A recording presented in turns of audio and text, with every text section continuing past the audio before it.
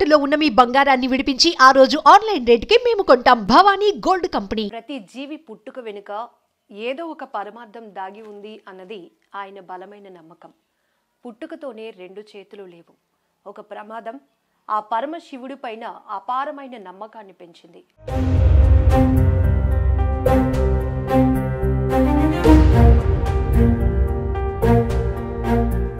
ఆ శివుడి సేవలో లీనమవుతూ అసలు శివాలయమే లేనటువంటి బసవపాలెంలో బసవేశ్వర స్వామి వారి ఆలయాన్ని తానే స్వయంగా ఏర్పాటు చేసి ఈరోజు ఎంతోమంది భక్తులకు ఆదర్శంగా నిలవటమే కాదు, శివయ్యగా తన పేరు మార్చుకొని ఆ శివుడికే తన జీవితాన్ని అంకితం చేశారు ఈ శివయ్య.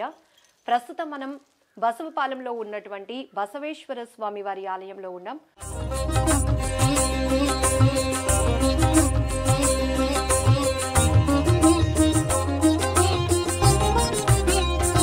బ్రహ్మమురారిసురార్చితలింగం నిర్మలభాషితశోభితలింగం జన్మజ దుఃఖ వినాశకలింగం తత్ప్రణమామి సదాశివలింగం. శివయ్య గారు నమస్తే. అసలు అన్నీ ఉన్న చాలా పనులు మేము చేయలేకపోతున్నాం, కానీ రెండు చేతులు పుట్టుకతోనే లేనప్పటికీ కూడా ఈ స్వామివారి సేవ అంతా కూడా నేను చేయగలను, నేను ఒక ఆలయాన్ని నిర్మించగలను అంటే ఇంత ఆలోచన శక్తి మీకు ఎలా వచ్చిందని? ఇక్కడ ఆలోచన అంటే ఏమీ లేదు తల్లి, ఆలోచన అంటే ఏమీ లేదు, చెయ్యాలి అంతే. ఏదంటే ఏదో ఒక పని చేయాలి అనుకుంటాడో, మనం పలానా పని చేయాలి అని అనుకుంటాడో ఆటోమేటిక్ ఆ పనికి సంబంధించి ఏవేది చేయాలో ఆ విధంగా అది చేసుకుంటూ వెళ్ళిపోవడమే. అది బరువు అనేం కాదు, మనం చేయగలిగింది చేసుకుంటూ వెళ్ళిపోవడమే. మనం చేయగలిగింది ఒకళ్ళ మీద డిపెండ్ అవ్వకుండా, ఒకళ్ళ దీని మీద ఆధారపడకుండా, మనం చేయలేనప్పుడు మన వల్ల అవ్వలేనప్పుడు ఎదుటి వాళ్ళ సాయం కోరడంలో తప్పు లేదు.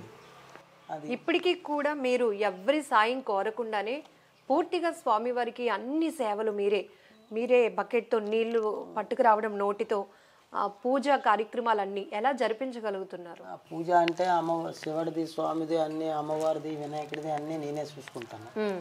ఆ సేవ మాత్రం మొత్తం అంతా పూజా విధానం అంతా చేసుకుంటాను, ఇబ్బంది ఏం లేదు. అవన్నీ నేను చేసుకుంటాను. ఫస్ట్ నుంచి స్టార్టింగ్ నుంచి నేనే చేసుకుంటాను. నేను ఏటైనా ఎక్కడికైనా వెళ్తే కుర్రోళ్ళ వల్ల బెత్తాయిస్తాను. అప్పుడు అంతవరకు నేను అవకాశం ఉంది కాబట్టి నేను చేసుకుంటాను. మొదట మీ పేరు అప్పారావు అంట కదా? అప్పన్న. తర్వాత శివయ్యగా ఎందుకు పేరు మార్చుకున్నారు? పూర్తిగా అసలు మీ ఊర్లో శివుడి గుడే లేదు, మీరే కట్టించాలని ఆలోచన ఎందుకు వచ్చింది? మైకి సెట్లు తిప్పినప్పుడు మా స్వామికి ఒక స్వామి అక్కడ ఒక బ్యాందీ షాప్ ఆయన ఉంటే ఆయనకి కరెంట్ లేదని హెచ్డి వైర్లో హెచ్పీజీలు కట్టమన్నాడు. కట్టమంటే మా వాళ్ళు ప్రవదన అయినా అని చెప్పేసి మేము ఊరుకుంటే మళ్ళా 3 రోజుల నుంచి ఇబ్బంది పెట్టాడు. స్వామి కొద్దిగా చేసి పెట్టండి, చెయ్యండి అని.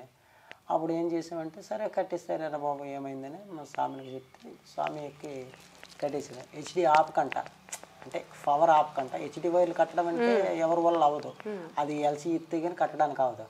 కానీ మా వాడు ఏం చేశాడంటే ఈ ఎల్సీ ఇవ్వకంట మామూలు బ్లేడ్కి బ్లేడ్ ఇలా ఉంటుంది అనమాట అటాచ్మెంట్. అది కిందది ఇలా బ్లేడ్లు ఓపెన్ చేసి కిందది లూజ్ అయిపోతే ఈ కింద దానికి ఇలాగన ట్రాగు సిల్వర్ లీడ్ వైర్ ఇలా చుట్టేసి దిగి కట్టేసి అలా 4-5 సార్లు కట్టాము. మేము మామూలుగా కట్టుకుంటాం, ఎదుగుడిన ప్రాబ్లం వచ్చినప్పుడు కట్టేస్తుంటారు. అదేవిధంగా ఎప్పుడులాగా అలవాటులాగా ఏమొచ్చి ఆయన మీరు కట్టేస్తారు, మీరు కట్టేయండి, ఇదివరకు కట్టారు కదా అని చెప్పేసి ఊరికి పేదాయం పెడితే కొత్తపేట పండుగనైతే అక్కడ బేరం పోతుంది అది ఇదని ఊరికి బాధపడితే సరే తెలిసిన వ్యక్తి కదా పోనీ సాయం చేస్తే తప్పేముంది, పోనీ కట్టేసాను ఆయన అనేటప్పటికి ఆయన కట్టడానికి ఎక్కారు. స్వామి ఇలా కట్టేసే స్వామి అని చెప్పేసి అంటే ఒక ఉండనా చుట్టేసి అది పట్టుకొని ఎక్కి హెచ్డి వైరు కట్టేసాడు. బాగానే ఆఫ్ చేయకుండా కట్టేసాడు, శుభ్రంగా బాగానే కట్టేసాడు. కట్టేసిన తర్వాత అయిపోయింది. దిగిపో అంటేటప్పటికి ఆయన ఏమో దిక్కంట ఆయన సొంత తెలివితేటలు ఉపయోగించాడు. మళ్ళీ కట్టేసిన దాన్ని మళ్ళీ ఇప్పాడు. కట్టేసిన దాన్ని మళ్ళీ ఇప్పినప్పటికీ ఆ లీడ్ పొడవుగా ఉండడం వల్ల ఇది వెళ్ళి పైకి తగిలేసింది. తప్పని పెట్రాలు అంటే కాలిపోయాడు మొత్తం కాలిపోయాడు. అయితే మరి చచ్చిపోతాడని చెప్పేసి అందరూ అమ్మో చచ్చిపోయాడు అని చెప్పేసి అందరూ భయం పడిపోయి ఊరు మొత్తం బీభత్సంగా గోల అందులో కొడుతున్న వాడికి వెళ్ళి ఆడు ఎందుకు పడతాడో తెలీదు, నేను కూడా చూడలేదు. మనం ఇలా పైకి చూసినంతసేపు బాగానే ఉండే, దిగిపోయిన ఆయన అనేటాడు ఆడ కిందగా దిగిపోతాడని అనుకునేటప్పుడు వాడు మళ్ళీ ఆడ సొంత తెలివితేటలు ఉపయోగించి ఇలా చేశాడు. చిన్న తిరకాసు కనురెప్ప పాటులో ఆయన చిన్న మిస్టేక్ ఆయన ప్రాణం మీదకి అయిపోయింది. తప్పని కిందకి పెట్టి రాలిపోతుంటారు. ఇప్పుడు కాకి పవర్ అంటే ఎలా ఉంటుంది, ఒక హెచ్డి పోయిన కొట్టినాడు. ఎప్పుడైనా ఉదాహరణకి వైర్ మీద పడి కాకి కానీ ఏదైనా టుప్పును మెల్ట్ అయితే ఎలా రాలిపోతుంది కిందకి టప్పకని, అలాగే రాలిపోతుంటాం. ఎందుకు పడిపోతుండో ఏమైందో తెలియని అయోమయం పరిస్థితి అయిపోయింది. అసలు ఏమీ లేదు. ఆ పడిపోతున్నోడికి పోల్ మీద నుంచి పడిపోతున్నాడు. అసలు ఆయన పట్టుకుంటామా, చేయగలమా, కాయగలమా ఆ ఆతృత టాపిక్ కూడా లేదు. పడిపోను పట్టుకోవాలని ఆతృతతో వెళ్ళి దిగిపోద్ది. లేకపోతే కిందని ఈ నోటర్ల కర్ర పాతిన రాడ్ దిగబడిపోయాడు. అప్పుడు స్వామికి అలాగా నెమ్మదిగా పడుతుంది, అలా పట్టుకున్నాడు. అలాగా నా మీదలే ఆ పోల్ మీద నుంచి కిందకి వచ్చి నా మీదలే వచ్చి కింద ఆడ చచ్చిపోయాడు అనుకుని ఊరికో గోల అందరూ. అయ్యప్పనేమొచ్చి కొంచెం మర్దన చేసి అయ్యప్పని హాస్పిటల్ తీసుకెళ్ళాము. కొంచెం అయినా సరే హాస్పిటల్లోనే అక్కడ జాయిన్ చేసుకున్నాం. ఆ తర్వాత అందరూ చంపేశారు అదేనే జనం అందరూ మరి లోకులు కాకులు ఎవరి నోటికి ఏమొస్తే అది మాట్లాడతారు. అసలు అక్కడ ఏం జరిగిందో ఏంటో పొజిషన్ ఏంటో సత్యం ఎవరికి అవసరం లేదు. కాబట్టి మీతో వెళ్ళారు కాబట్టి మీ మీద నింద మోపే ప్రయత్నాలు అయింది. అయితే అప్పుడు మేము అనుకున్నాను శివయ్య, అప్పటికి నేను భజనలకు వెళ్ళడము ఎదటి వాళ్ళకి అప్పుడు కూడా 10 మందికి సాయం చేయడమే. 10 మందికి మనం ఉంటే తినడము, లేకపోతే 10 మందికి మనకడ ఉంటే పెట్టడము. ఆ విధంగా భజన కడుగునే భజన నేర్చుకోవాలి, ఆధ్యాత్మికంగా కావాలి. ఎవరైనా వచ్చినప్పుడు నీకు రాముడి గురించి తెలుసా, శివుడి గురించి తెలుసా అని క్వశ్చన్లు వేయడము. తర్వాత ఏమొచ్చి తెలియదు అంటే నీకేమీ తెలియదు అన్నట్టుగా మనల్ని హేనంగా చూడడము, ఏల కొల్లమాడము. అలాంటి పొజిషన్లో తెలుసుకోవాలని ఆతృత, తెలుసుకోవాలని ఆ విధంగా మా గురుగారిని మా గురుగారు ఈ భజన పాటలు అవన్నీ నేర్చుకునేటప్పుడు వీళ్ళు కూడా నేర్చుకోవాలని కుతూహల, భగవంతుడి గురించి పురాణాల గురించి అన్నిటిలో తెలిసి అన్ని పురాణాలు అన్నీ చదివినప్పుడు అన్నిటిలో చూసిన ఏది చదివినా ఒకటే నాస్ట్కి, అన్ని చదివినా నాస్ట్కి ఏమొచ్చింది శంకరుడు పరబ్రహ్మ స్వరూపం, ఇదే మూలాధారం. చదువుకున్నారా మీరు? 5వ తరగతి వరకు చదివాను. అయినా పురాణాలన్నీ చదివాం, బైబిల్ చదివాము, ఇది క్రిస్టియన్స్ది ఈ చదివాము, అవన్నీ చదివినవే. కానీ అందరినాగా వంట పట్టించుకోము, చదివేసి వదిలేయడమే. దానికి అందులో మనకి ఇంపార్టెంట్ది కావాల్సింది ఏమైనా ఉంటే అది మాత్రం పట్టుకుంటాం. అప్పుడు అన్నం ఉడికిందో లేదని కూడుకోవడంలో చేయట్లేం కదా. గుడిలోనికి రాగానే ఒక సత్యం మీరు తెలుసుకోవాలని ఒక మాట రాసి పెట్టారు.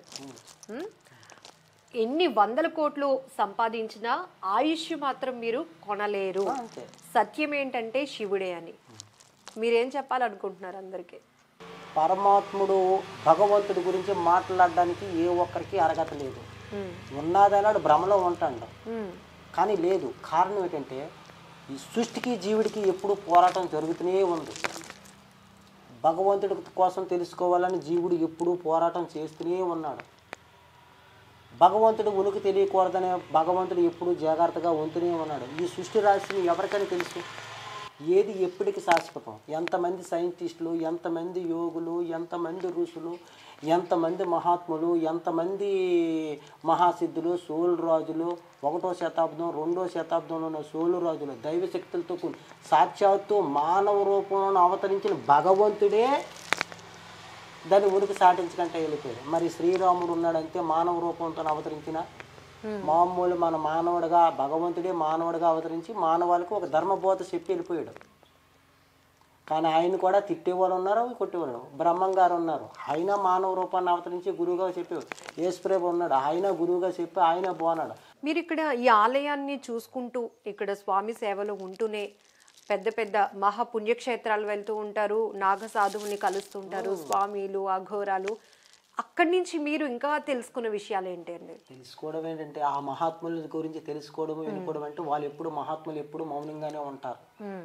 వాళ్ళు ఎప్పుడు వాళ్ళ పని వాళ్ళు చేసుకొని పోతారు. ఎప్పుడు దైవ జ్ఞానం బ్రహ్మానందంలో ఉంటారు.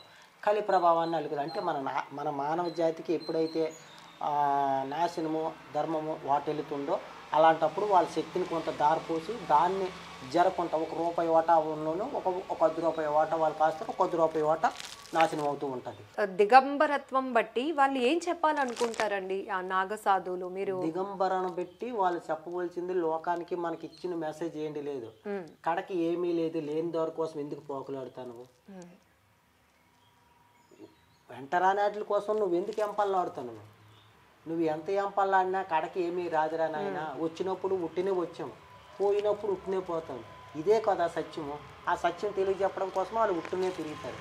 అసలు మీ ఊర్లో శివాలయమే లేదు, మీరు ఇలా పూనుకున్నప్పుడు, మీరు ఇలా ఒక ఆలయాన్ని కట్టించాలి, ఇక్కడ పూజలు జరగాలి అన్నప్పుడు మీకు అందరి నుంచి ప్రోత్సాహం ఉందా, లేకపోతే నువ్వేం చేస్తావు అని అన్నారా? అవన్నీ వాళ్ళు అన్నారు తల్లి, నేను శివాలయం అంటే మీరేం కట్టగలరు చేయగలరని అన్నారు. కానీ అయినా మరి వాళ్ళందరి కోసం ఆలోచిస్తే ఇక్కడ మనం నడిచే నటక ఆగిపోతుంది తల్లి.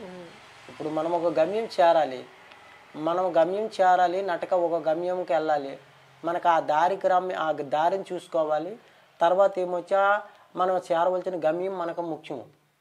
వెనకాతల ఏముంటే మనకెందుకు, ఎలాగనుకుంటే మనకెందుకు, ఏదనుకుంటే మనకు అసలు యాక్చువల్గా ఇప్పుడు మీరు అందరూ అడుగుతున్నారు, చెప్తున్నారు, ఏవేవో అంటున్నారు. వెనక్కి తిరిగి చూస్తే నేనేనా అన్నట్టుగా నాకే అనిపిస్తూ ఉంటుంది. కానీ నాకే ఇన్నాళ్ళు కూడా నాకే ఆలోచన లేనివి అయ్యాయి. ఎందుకంటే ఎప్పుడూ ఉట్టినే ఉంటాను, ఎప్పుడూ అలాగనే ఉంటుంది, ఏమీ ఉండదు. కానీ ఏదో అవసరం అనుకుంటాం, అది చెయ్యాలని అనుకుంటాము, అది అప్పటికి అలాగ వెళ్ళిపోతుంటుంది. మరి అందరికీ అదే భావన అనిపిస్తుంది. అయ్యే మరి నువ్వు పుట్టినే ఉంటానంటావు, పుట్టినే చేతునంటావు, ఎవరిని ఏమి చేయనంటావు, ఎలాగ వస్తుంది ఏంటంటే ప్రతి ఒక్కరికి ఆ సందేహం, అనుమానం ఉంటుంది, తప్పకుండా ఉంటుంది ప్రతి ఒక్కరికి ఆన్సర్. కానీ ఆ శంకరుడికి ఎవరైతే పంపించాలో వాళ్ళే వచ్చి నాయన ఇదిగో అని, ఎందుకు నేను ఆయన నమ్ముకొని ఇక్కడ కూర్చున్నాను. మీరు అన్నారు ఆల్రెడీ చెప్పారు, అంటే దేవుడి కోసం చెప్పేటంత జ్ఞానం ఇప్పటికొచ్చి ఈ ప్రపంచంలో ఎవరికీ లేదు. మనకి తెలుసు మనమే దేవుళ్ళు అని ఆలోచనలో ఉన్న వాళ్ళు చాలామంది ఉన్నారని. కానీ మీకు తెలిసి మీరు ఇంత స్వామివారి సేవలో ఉన్నారు కాబట్టి చాలామంది రకాల భక్తులు వస్తూ ఉంటారు, రకరకాల కోరికలు ఉంటాయి, వాళ్ళ చేసే పూజల్లో కూడా చాలా వ్యత్యాసాలు ఉంటాయి. అసలు భక్తి, మనం దేవుడి పట్ల మన భక్తి చాటుకోవడం, కాస్ట్లీ భక్తులు కూడా ఉన్నాయి, కొన్ని పెద్ద హోమాలు చేసేవాళ్ళు, ఇలా మీరైతే ఏం చెప్పాలి అనుకుంటున్నారు? నేనైతే ఏం లేదు తల్లి, నేను చదివిన దాన్ని బట్టి నేను తెలుసుకున్నాను. పరమేశ్వరుడు శివపురాణంలో ఇచ్చిన లెక్క ప్రకారం ఏమీ లేదు. ఓం నమ శివాయ, నేను నీకేమిస్తానో నువ్వు దాంతో చెయ్యి, నీ శక్తి మేరకు నువ్వు చెయ్యి. ఇవ్వమని నేను అడగటం లేదు, నువ్వేమివ్వగలవు నాకు? ఈ ప్రకృతి మొత్తం నేను సృష్టించిందే, ఏమొచ్చినా ఈ ప్రకృతిలోనే రావాలి, ఏది ఉండిపోని ఈ ప్రకృతిలోనే ఉండిపోవాలి. కొత్తగా నువ్వేం తెచ్చివని నాకు ఇవ్వగలవు? నువ్వేమైనా సృష్టించావా నాకు ఇవ్వడానికి? ఏది సృష్టించాలనుకున్నా నా కృపతోనే సృష్టింపబడాలి.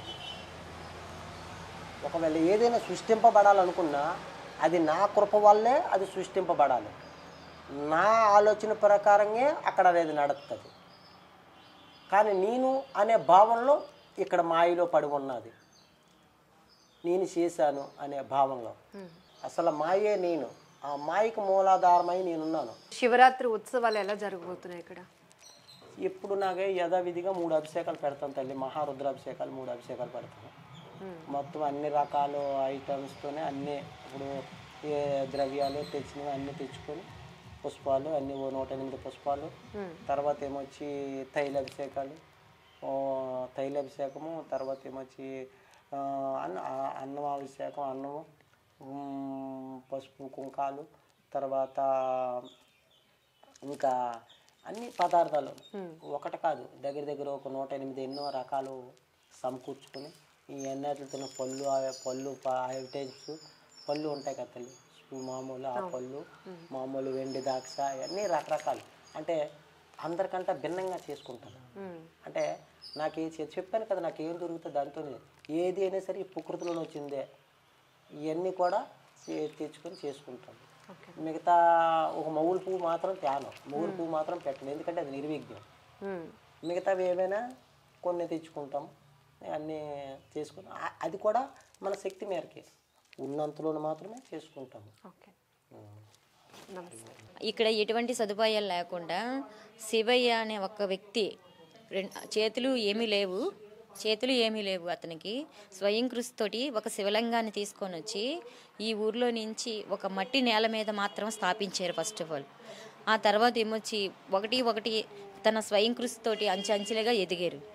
తన కృప ఆ శివయ్య దయ వల్ల అతను ప్రతిదీ కూడా ఈ ఎవరు వచ్చినా భక్తులు వచ్చినా వాళ్ళ కోరికలు తీర్చడం వల్ల శివయ్య ప్రతి ఒక్కరు ఎవరు ఇవ్వాల్సిన కానుకలు ఇచ్చి వాళ్ళు ఏమొచ్చి ఒకటి ఒకటి అభివృద్ధి చెంది ఈ కోవిలిని కొంచెం ప్రోత్సహించి అలాగా ముందుకు తీసుకొచ్చారమ్మా. కానీ ఇక్కడ ఈ నలుమూల గ్రామాల్లో మాత్రం ఎటువంటి సదుపాయం ఉండేది కాదు. ఈ శివాలయం వచ్చిన తర్వాత దివిసి రావడము మొత్తం ఇదంతా ఏర్పాటు జరిగింది ఇక్కడ. అందువల్ల ఏంటంటే ప్రతి భక్తులు కూడా ఇక్కడ శివాలయము ఏర్పడిన తర్వాత రద్దీగా ఉంటుంది. చాలా ఎక్కువ జనాలు రావడం వెళ్ళడం, తన అనుకున్న కోరికలు శివయ్య తీర్చడం వల్ల ఇక్కడ చాలా ప్రాణప్రతిష్ఠ అయిన దేవుడి కాబట్టి ఆ శివయ్య అందరినీ చల్లగా రక్షిస్తున్నాడు కాబట్టి ఆ నమ్మకంతో భక్తులు రావడం వెళ్ళడం జరుగుతుంది. మీరన్నట్టే ఈ శివయ్య స్వయం కృషి వల్లే ఈ శివుడికి ఈరోజు మీ ఊర్లో పూజలు అందుతున్నాయి. మీరన్నట్టు అన్నీ ఉన్నా మనం కొన్ని చేయలేకపోతున్నాం. కానీ 2 చేతులు లేని ఒక వ్యక్తి ఒక ఆలయాన్ని ఈ స్థాయికి తీసుకురావటం కానీ ప్రతిరోజు ఆయనే పువ్వులు కోయటం, ఆయనే నీళ్లు తేవటం, 2 చేతులు లేని వ్యక్తి ఇవన్నీ ఎలా చేయగలుగుతున్నాడా అని చాలామంది ఆశ్చర్యపోయే పరిస్థితి. ఎలా చేస్తారు అతను ఉదయాన్నే లేవడం కానీ ఇవన్నీ? ఆయన అయితే ఎర్లీ మార్నింగ్ 4 లేస్తారు. 4 అంటే ఒక 3 గంటల లోపు లెగిసి మొత్తం నుంచి గుడి ఆలయం శుభ్రం చేసుకొని అతనికి కావలసిన పళ్ళు బలహారాలు తీసుకొచ్చి నైవేద్యం అక్కడ పెట్టి నివేదన చేసి అతనికి ఏం కావాలి మొత్తం అంటే భగవంతుడికి కావలసినవన్నీ అతను ఒక్క చేతితోటి ఎవ్వరి సాయం లేకుండా అతను ఒక్క చేతితోటి ఒంటి చేతితోటే ఒక యుక్తి శక్తి మహాదేవుడు సహాయంతో అతను చేయడం జరిగిందన్నమాట. ఆయనకి ఒక తండ్రి సహాయం కానీ అన్నదమ్ముల సహాయం కానీ ఎవరైనా ఒక గ్రామ సభ్యుల సహాయం కానీ లేకుండా ప్రతిష్టాపన చేశారమ్మా. ఇది మాకు తెలిసినంత వరకు. కానీ ఇప్పుడు మాత్రం శివయ్య అందరినీ అనుగ్రహించి బాగా చూస్తున్నారు కాబట్టి మీ మీడియా ద్వారా అతనికి ఇంకా 10 రెట్లు 100 రెట్లు కన్నా ఇంకా బాగా ప్రోత్సహించి ముందుకు నడిపించాలని మేము కోరుకుంటున్నాం.